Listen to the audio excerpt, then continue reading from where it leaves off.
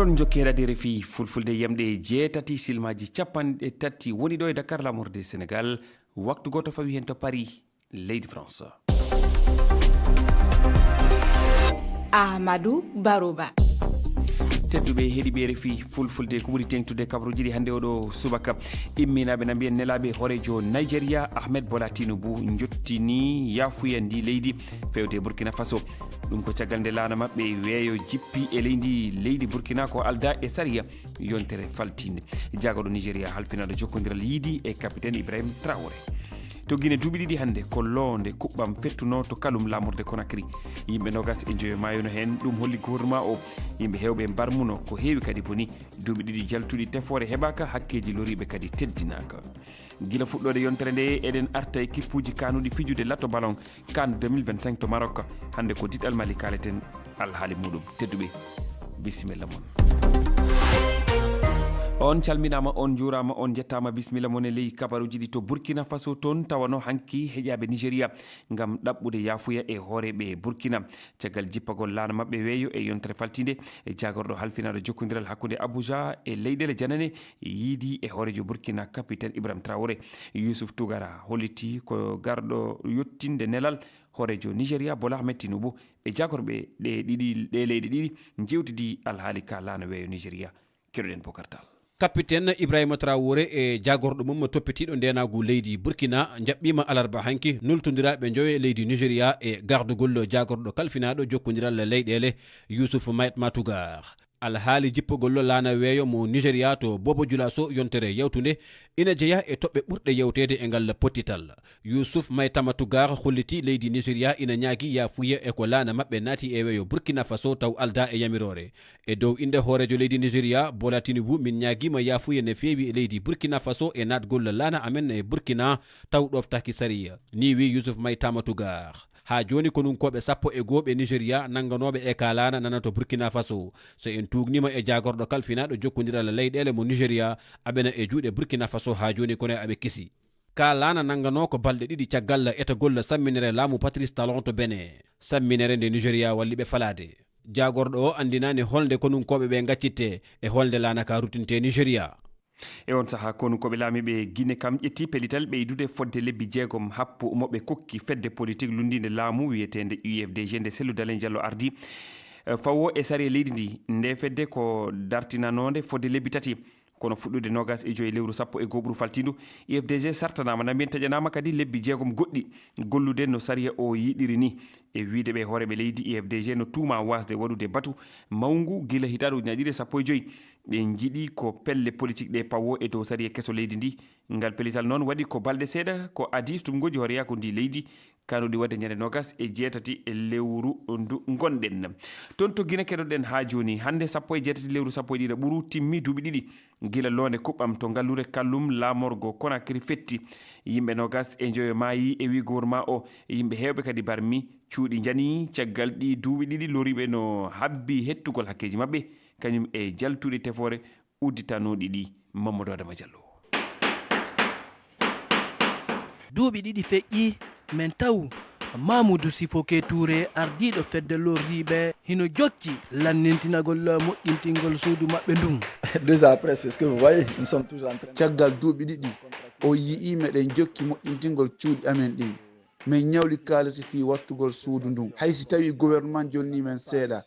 ɗum yonata feccere feere haqqeji amen ɗin e nga'al min ƴetti peeɗen fof wota cuuɗi amen ɗi yanirni tun min soodi tol ciment karo haysi tawi ɗum hino tawano ko okkano fewno dépôt on sumi komin hendaki han joni. Cela faisait partie des dons qu'on n'a jamais reçus. Hadja Houssainatou Diallo goto e lorriɓe ha joni hino wullito. ɓe wattali few ko minen ɓiɓɓe amen ɓen ko ɗum ɓe woli ɓiɓɓe amen ɓen wattani men ate ka suudu ndaaro ɗum ɗo fof yannono plafond on fof hay fusi menen min hendaki min hendike maaro min hendike nebbam ɗum ɗon kam ɓe wallito men moode amen wawata minen kadi min wawata ɓiɓɓe amen ɓen hettaki ha wona noon. Mamoudou Sifoke Touré wo e nder cuuɗi 9 e ko fawi ko wonuɓe e cuuɗi 24 hendi kaalisi million 30 mo kala taw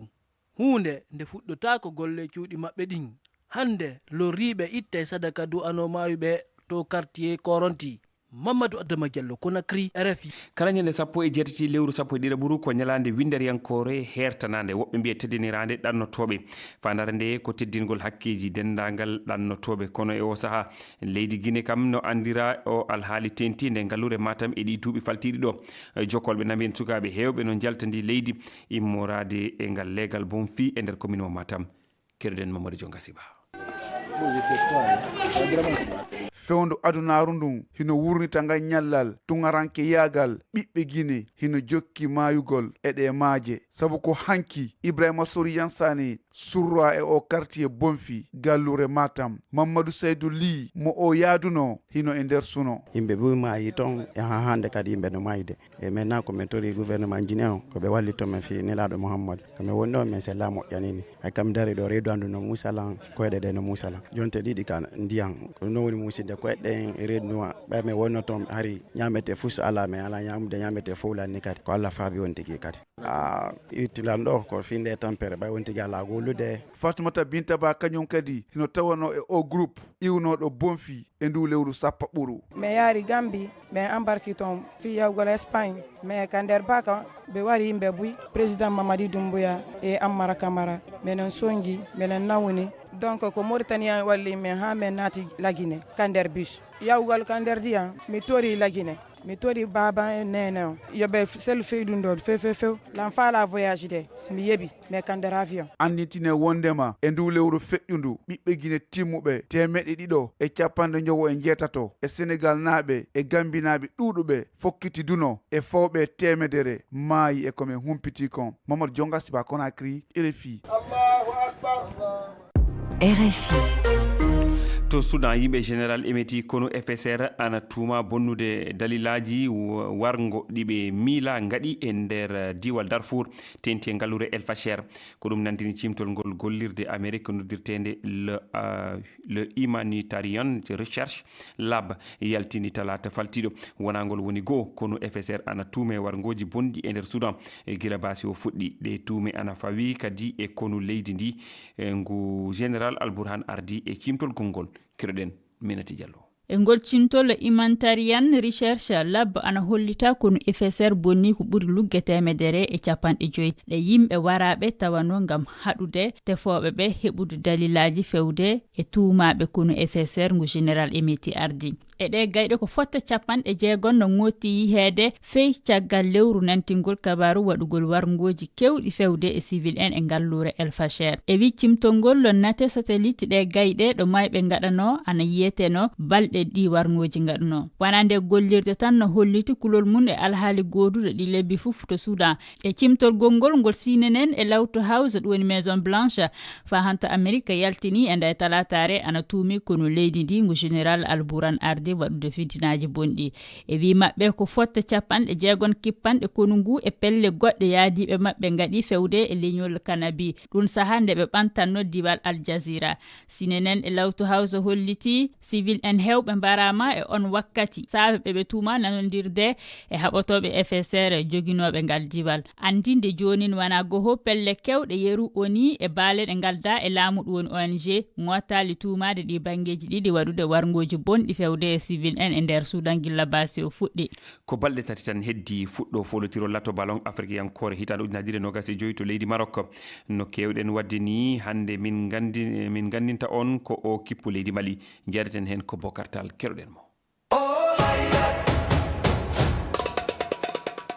kippu leydi Mali ɓurɗo andirede les aigles du Mali woni ko e guɓɓal A wondude e Maroc jaɓɓiɗo o kan hitande 2025 Comore e Zambie laabi 14 taw 12 ko deggodirɗi kippu leydi Mali ina tawtere laata ballon d'ongre Afrique kono desawal ngal notaki hay gotol taw ko leydi Mali jitta ko e hitande 1992 e ñalawma timmode hakkunde mabɓe e leydi Congo fooli loggi 3 Mali jaɓɓinoma laata ngo hitande 2002 desawal ngal ɓoccitiɓe kadi e ngol lawol Tom Saint-Fié el taw mabɓe Belgique najo holliti woni yidde mum ko so fettani timmode nde yo fettu timmode tokosere nde yaade ha ɗiɗaɓol timmode gartugol Amari Traoré équipe mo leydi Mali kadi ina mantini omo jeeya eɓe Saint-Fié hooli ngam sembinde heɗɓe e cukakuɓe ina tawe e ɓen pettowo hakkudere Yves Bissouma mo Tottenham to leydi Angleterre, Amadou Aydara pettowo to Leipzig leydi Allemagne, Aliou Dieng mo Al Ahli to leydi Égypte e Néné Dorgelès to Fenerbahçe leydi Turquie. Pottital gadanal les Aigles du Mali waɗata ko ñande altine nogas e ɗiɗi ndu lewru ndu gonɗen hakkunde mabɓe e Zambie.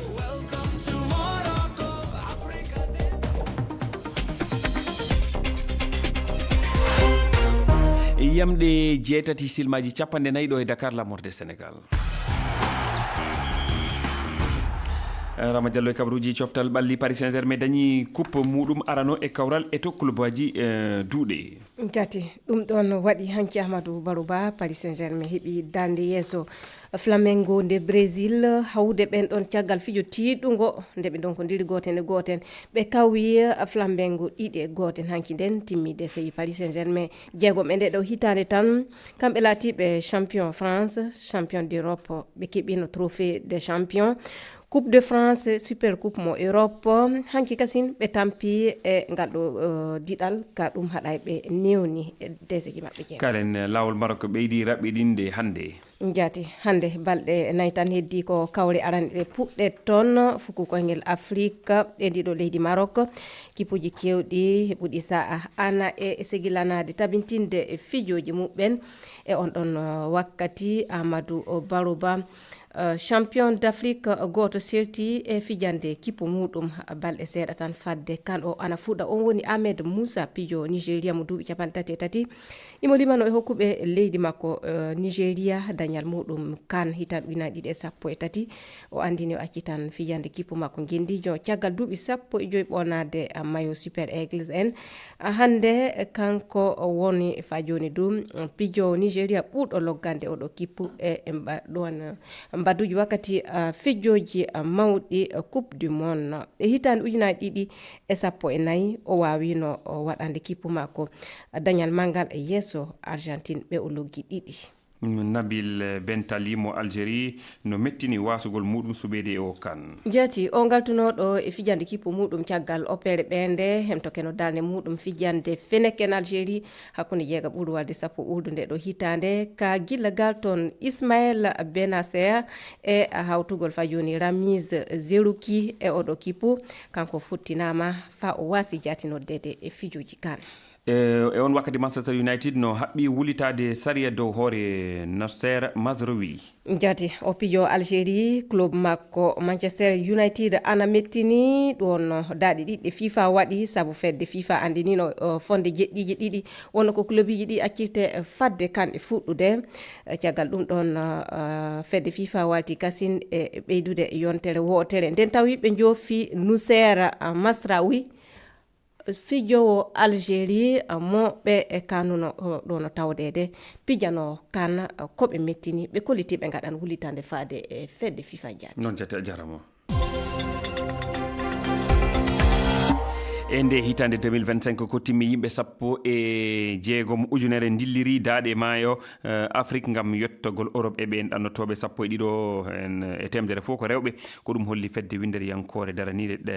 ɗanngal OIM nde walde holli anɗe mum ko fati e sincugol laawi kesi yarirɗi Europe ɗin laawi ko wano Guinée Gambie e Guinée Bissau leyɗele woɗɗuɗe sanne Europe ko ɗum saabi hande Aissata Kane ardiɗo saldu OIM Sénégal kanko woni koɗo men omo yewde Ibrahima Timbi Bakero den Aissata Kane mi salminima.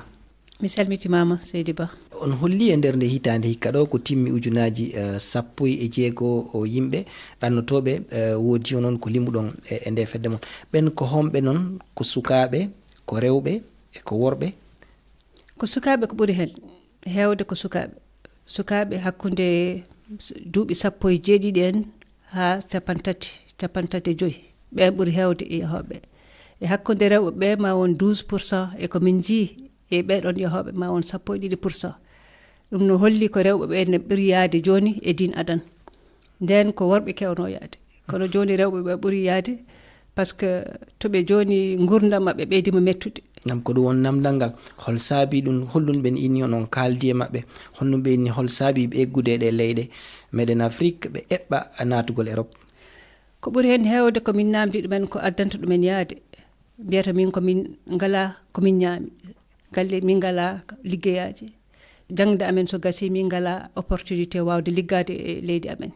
hayso min janggani so jangde amen yahani to woɗɗi min ngala opportunité hebde haalis komin puɗɗori commerce walla komin puɗɗori hunde ko wawi wallidde minen e jinnaɓe amen wawde heddade e dow jaam e teddungal taw kono men pewnan ko e munen e ɗi duuɓi saaliɗi ɗo hari ko Sénégal ɗo walla Mauritanie ɓe ɗannotoɓe woni iwde ngam yottagol e Europe kono yii e ɗi lebbi sakkitiɗi ɗo buyno immorade wonowa Guinée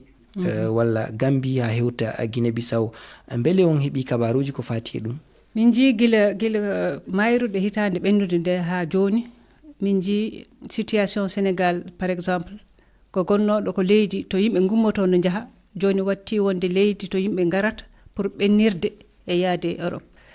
kono ɗiɗo temps comme gouvernement Sénégal no watti hen hakkille no fewi e sécurité mais aussi par rapport à surveillance les côtes frontières joni yaagol ngol no ɓuuri mettude joni yimɓe batti ɓuuri yarude to Gambie walla yarude Guinée Bissau donc yarugol ngol fuɗɗima jippade hedde Guinée Bissau en ɗum ɓuuri mettude kadi par ce que ɓuuri woɗɗude kono hannde kulol ala ko fati ɗum laawol ngol woɗɗi sen ƴetti ɗum en tawa ngol ɓeydori kilométre ji temeɗɗe ngam natoygol Europe beele kulol ala wata mayele ɗe ɓeydo e nder maaje ɗe kulol kaylo ɗon minen ko ɗum woni ko ɓuuri tampinde min par ce que no yimɓe jaarirta Sénégal ɓuuri woɗɗude e yoɓɓe yaroɓe Mauritanie yaroɓe Guinée Bissau ɓuuri woɗɗude e yaroɓe Sénégal donc sa ɓuuri woɗɗude ko no mbiruɗa ni risque mayde e maayo walla heddade e maayo ɓuuri mawnude ko ɗum waɗi mi sikki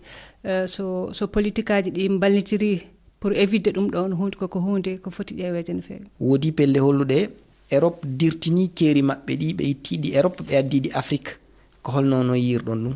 minen mi sikki min ƴewirani ɗum ko keerol par ce que pour amen e organisation amen bawɗo wallede fof wasde yaade ɓamde laana e yaade maayo ko wallude jomum wasde weddade hoore mum e maayo par ce que neɗɗo so yeehi maayo hay goto anda ko wonata caggal so gouvernement ji mbaɗi ɓami peeje ko wawide ustude yehoɓe maayo e ko pour amen ko hunde ko feewi kono no foti yaadude e aussi mesure aji fotani yimɓe so jaggama potani uddede e prison ngaji par ce que so neɗɗo sa wino heddo weddo hoore mum e maayo wonko sohli ko situation économique wonko itti ɗum galle mum e yaade wona neɗɗo fof yiɗi yaade koye dow jaam e artude dow jaam donc ɗiɗo politique aji so mbawi yaadude e hokkude ɗumen possibilité yaade taw ko hunde koye laawol taw no fewna taw no andi holto yahata taw yaagol muɗum koko haalda